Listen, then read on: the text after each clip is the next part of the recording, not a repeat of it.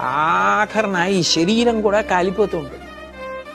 కాలిపోతుంటే జీవుడు నిలబడతాడు, అయ్యయ్యో దీన్ని ఇంత వ్యామోహంతో చూసా, ఇంత పెరుగు బువ్వ పెట్టా, దీనికి ఇన్ని లేపనాలు రాశా, ఇంత జాగ్రత్తగా చూసా, ఇలా కాలిపోతోందే అని.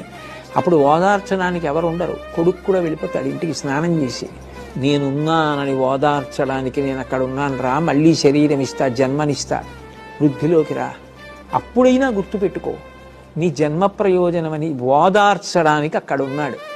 ఆయన ఏది చేసినా ఏది ధరించినా పైకి చూడ్డానికి అమంగళకరంగా అనిపిస్తుందేమో కానీ శివుని కన్నా మంగళకరుడు లేడు. అందుకే శివ అంటే మంగళం, శివ అంటే శోభనం, శివ అంటే సుఖం.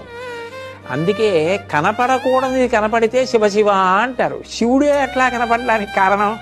దాని తత్వం తెలుసుకొని మీరు సంతోషం.